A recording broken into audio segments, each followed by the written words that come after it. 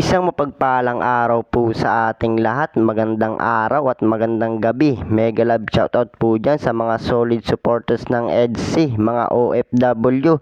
Shoutout po at kumusta po kayo? Welcome po muli sa aking munting YouTube channel.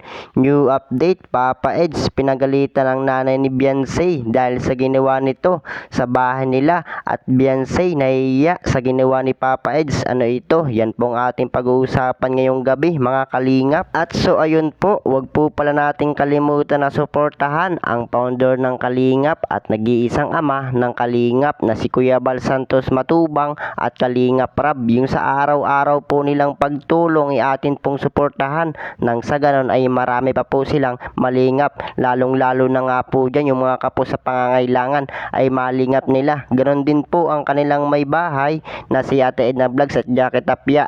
Wag po sana tayo magsasawang sumuporta, mga kalingap. At kung bago pa lang po kayo sa aking munting YouTube channel, palike, share, and subscribe na rin po at pakipindot na rin po ng notification bell para lagi po kayong updated sa aking video. At paalala rin po, bago po tayong magbigay ng ating mga opinion, pakitapusin po muna ang kabuuan ng video para akma ang ating mga komento. At so yun po, new update, Papa Eds, pinagalitan ng nanay ni Beyonce dahil sa ginawa nito sa bahay nila at Beyonce nahihiya sa ginawa ni Papa Eds. Ano kaya ito, mga kalingap? At so ayun po, bago po yan maibang dako po muna tayo, mga kalingap. Pag-usapan po muna natin ang EDC patungkol nga po sa pakiusap ng nanay ni Beyonce kay Papa Eds dahilan sa kanilang relasyon, mga kalingap. So mga kalingap, dito nga po nagsalita na nga po itong nanay ni Beyonce at nagpayo nga po sa dalawa bilang isang magulang. Syempre mga kalingap, hindi naman po sa tutol sila sa kanilang relasyon. Kumbaga mga kalingap,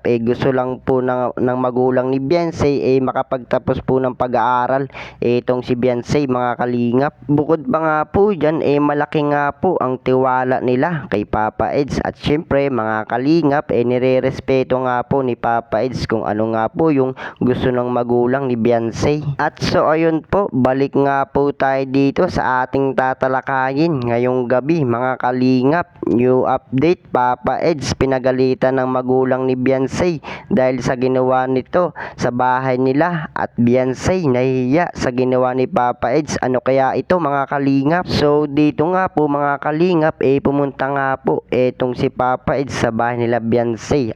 Kumbaga mga kalingap, alam naman po natin na malimit nga po bumisita itong si Papa Eds sa bahay nila Beyonce. So dito nga po naghugas nga po ng plato itong si Papa Eds sa bahay nila Beyonce at dito nga po nahihiya nga po itong magulang ni Beyonce. At syempre mga kalingap, normal lang naman po yun para kay Papa Eds. Kumbaga mga kalingap, ayos lang po yun para sa kanya. So dito nga po nahihiya nga po itong nanay ni Beyonce, mga kalingap.